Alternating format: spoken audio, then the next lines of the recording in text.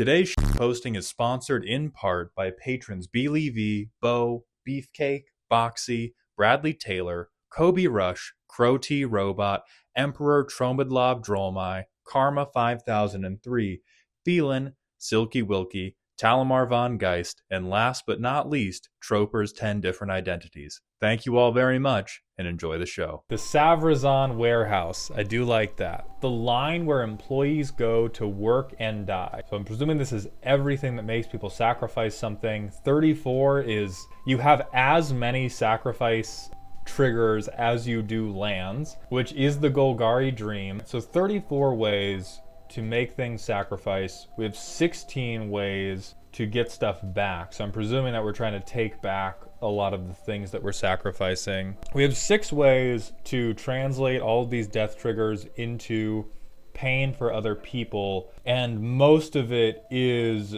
death by paper cut. And so the 2 directions we can go are double down on death triggers or attempt to capitalize on the board being open. Things that can capitalize on the board being open that are a little bit more lighthearted and silly are things like Yahenni, where this will benefit off of all the forced sacrifice you're doing, and it's a non-evasive creature, which can normally struggle to get through and connect. It should not struggle as much in the Savra warehouse, because theoretically, you have tied your opponent's hands behind your back, all their opponents, their piss jugs floweth over, they have no breaks left to take, and they have no creatures left to block. He can pressure life totals pretty effectively without having any of them in the way. A vanilla 18/6. Your opponents aren't going to have creatures to block. This is going to put somebody into a dirt nap pretty quickly if they don't have a creature to block with, and your deck is full of recursion for if they ever kill him. He's also both green and black, which means you can double dip on the Savra triggers if you have to reactively sacrifice him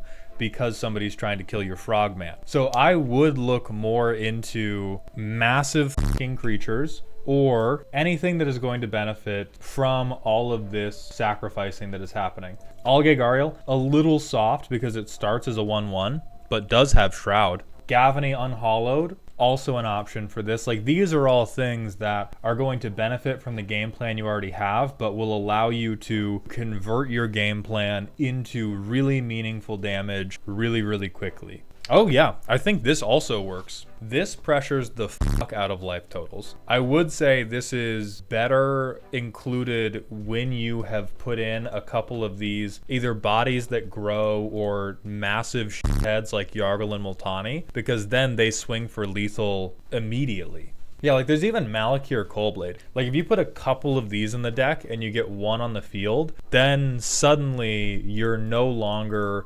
dragging the game out, you're simply being very, very threatening. And so if you just put these massive things in and you have recursion, which can really save you if someone's like, oh, Yargle and Multani, fuck that guy. It could also allow you to change some of your, like Disciple of Freyalise, holy fuck, does that become a way better card when you have like 5 punchy cards to sacrifice. All this story is missing is somebody with a gigantic fucking sword to stab people in the chest. Overall, this is peak. You were so busy considering whether or not you could that you never stopped and considered whether or not you should. You got so obsessive about making sure that the core value loop was working. You built a little bit of an emotional black hole that repeats the value loop of the creatures all die, my life stays net neutral because the creature is green and black, and maybe one day in 40 turns, I'll kill you about it. Have a good night. I'll see you all tomorrow. Hello everyone, Mauledhound here with a big channel announcement. Some of you have followed me for quite a long time, which means you've seen me through good times, bad times, worse times,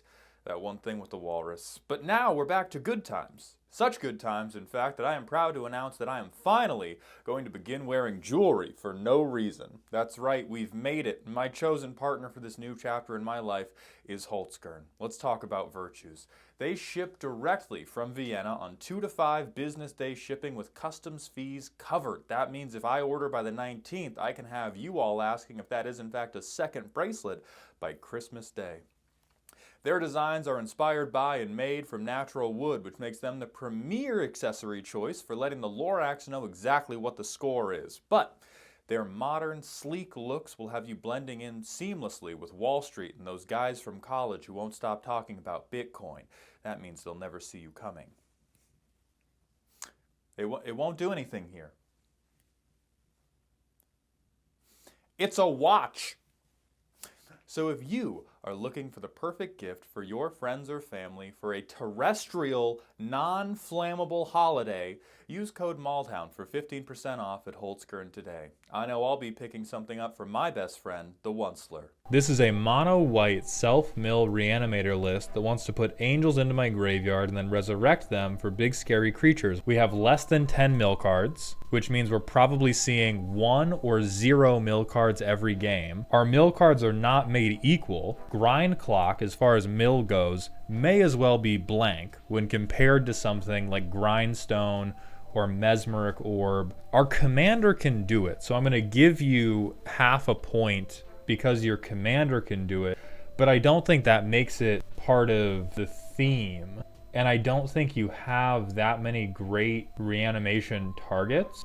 You have a stacks piece, a protection piece, a targeted removal piece, and a protection piece. And there's some decently big beaters, but the general point of a reanimator deck is that you want to be using the reanimation effect to play the thing for cheaper than you would have needed to cast it. Like, you're supposed to, the point of reanimating stuff is to somehow beat the curve of play land, play the thing. If you said mono white reanimator, I believe you, because that is just, I'm mono white, I have a girlfriend. It's where you're stretching it into angels and self-mill that I begin to doubt you a little bit. Now, self-mill and reanimator at least hold hands a little bit, but frankly we need to playtest this one, because right now this looks to me like I really want to meld Bruna, and the only way I could think of to meld Bruna was to shove my whole deck into the graveyard to get Gisela in there to reanimate her with Bruna. And so if the goal is I want to meld Bruna probably shouldn't be your commander. I understand why you want Bruna to be your commander, but if you move over into Orzhov, Esper, or even Azorius, you will have infinity more options to get both of these cards into the graveyard and then reanimate them. Like, the thing here is we took one very specific interaction that should be the cherry on top of a deck, and we tried to make it the entire backbone of a deck. Like, this is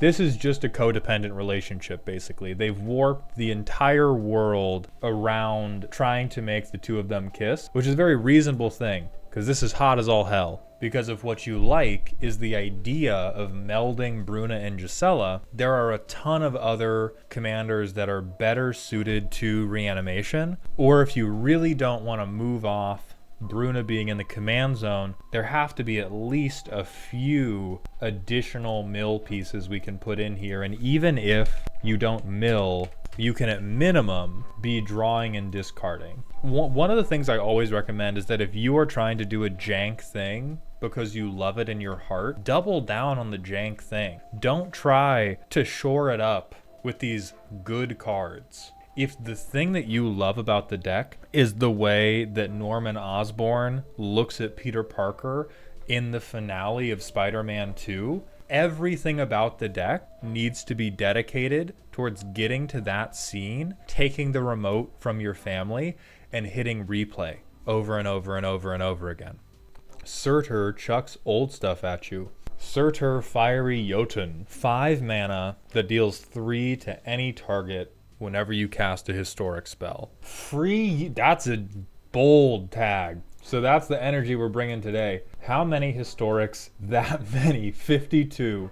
I can't imagine laying down Chrome Mox and just going, I needed it for a historic card. You're one of the few decks that doesn't have a wrong order to draw the deck in. You have Surtr, the very old man, and you have a Costco-sized bag of Cheerios that you are attempting to throw at your family until they die. Thrill of Possibility, Valakut Awakening, and Faithless Looting specifically don't give you gas. And Ragavan, this is here to be a shit. You don't get a thing you can play from your deck, you get a random thing from your opponents. And if you have a Joda player who's going to be playing all historic permanents, good on ya. But otherwise, it doesn't really count as card draw. Half of these just go neutral. And so if the deck is running out of gas, going neutral is not where we want to be. Where we want to be is we have to be going up on cards. Chat said it a few times. It's my favorite mono red card, Dance with Calamity.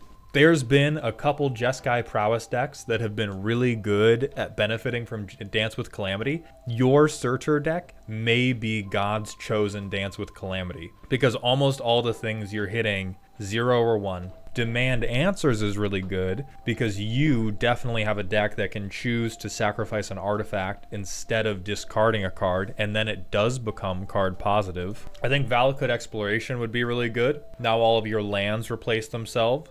What about a fresh 7? What about my hand's empty? Let's all mulligan. Let's all have just a friendly mulligan real quick. Hell yes, full grip. And so Goody, I like your commitment to a relatively weaker version of Burn. A lot of people that try to make Burn work in Magic the Gathering do something that, say, every opponent. If you want to make this guy work, we need more explosive turns. We need our best case scenario to be a lot more aggressive than I hit you with 1 Cheerio, which is what the best case scenario is right now. And I think the way that we fix that is everything that is card neutral or card negative in here has to get replaced with something that's card positive. And I even think this should be like 15 cards. I think like 15 cards in the deck should be in this category. Like, you are an angry grandpa and like you need to shit yourself a little.